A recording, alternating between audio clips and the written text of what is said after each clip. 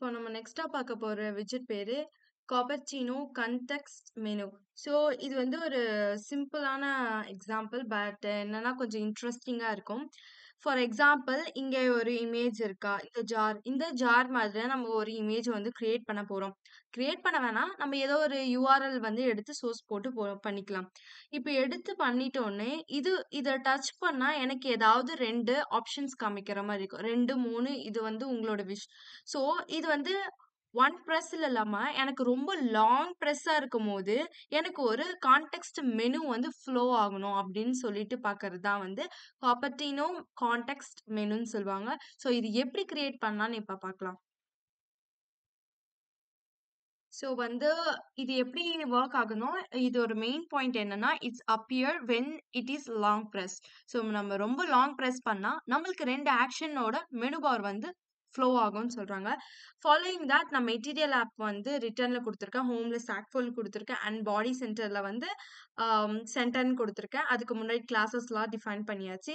Then followed by இப்ப நான் என்ன பண்ணேன், சைல்ட்ல சைஸ் பாக்ஸ்ன்னு குடுக்குறேன். இப்ப எனக்கு ஒரு சைஸ் பாக்ஸ் கிரியேட் ஆகணும். ஸோ அந்த சைஸ் பாக்ஸோட விட்த் வந்து 100ன்னு குடுக்குறேன். அதே போல ஹைட்டும் சேம் 100ன்னு குடுக்குறேன். ஸோ இதையும் சேம்.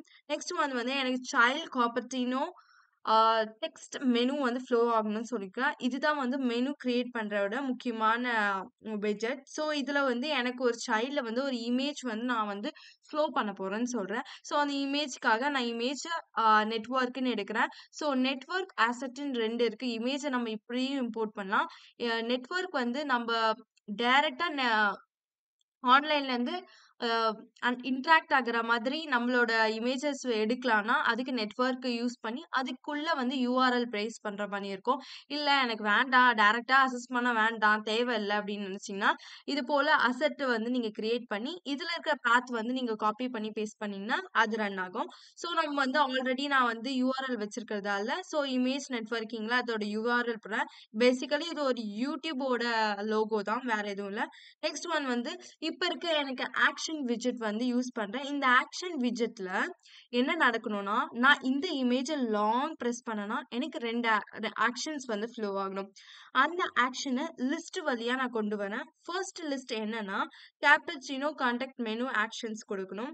அதுல ஃபர்ஸ்ட் இருக்கிற டெக்ஸ்ட் எனக்கு எப்படி இருக்குன்னா, ஆக்ஷன் 1 அப்படின்னு இருக்கணும். ஸோ இந்த ஆக்ஷன் 1 நான் பிரஸ் பண்ணனா, nothing going to happen. So navigator pop-up text குடுக்குறேன். ஃபாலோயிங் தட் அதே போல நான் இன்னொரு ஒரு டெக்ஸ்ட் குடுக்குறேன். அது வந்து ஆக்ஷன் 2 அப்படின்னு அர்த்தம். நெக்ஸ்ட் வந்து இதுவும் வந்து ஆன் பிரஸ்ல இருக்கணும் அப்படின்னு சொல்லிட்டு நான் குடுக்குறேன். ஸோ இவ்வளோதான். இதுவும் வந்து நேவிகேட்டர் பாப்அப் தான். ஸோ இவ்வளோதான் நம்மளோட கோட். இப்போ நம்ம ரன் பண்ணிடலாம். ஸோ ரன் பண்ண பிறகு நீங்க வந்து இது போல தான் ஒரு உங்களுக்கு அவுட்புட் வந்து ஃப்ளோ ஆகும். ஸோ இதுதான் நம்மளோட இமேஜ் குடுத்துருக்கேன். ஸோ இந்த இமேஜ் நான் லாங் பிரஸ் இப்ப சிங்கிள் பிரஸ் பண்ணீங்கன்னா நத்திங் கோயிங் டூ ஹேப்பன். நீங்க சிங்கிள் பிரஸ் பண்ணீங்கன்னா, இதோட விட்த்தும், ஹைட்டும் வேணா உங்களுக்கு வந்து விசிபிள் ஆகும். ஸோ நான் ரொம்ப லாங் பிரஸ் குடுத்தீங்கன்னா, இப்போ வந்து பாப்பப் ஆயி உங்களுக்கு வந்து இந்த இமேஜ் ரொம்ப பெருசா தெரியுது. ஸோ இதுதான் வந்து காப்பர்சினோ கான்டாக்ட் மெனு சொல்வாங்க.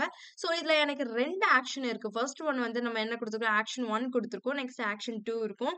ஸோ இதுதான் வந்து எப்படி வந்து ஒரு இமேஜ வந்து நம்ம விசிபிளா வந்து அதுக்குள்ள ஒரு ஆக்ஷன கொண்டு வரதுன்னு பார்க்கணும்.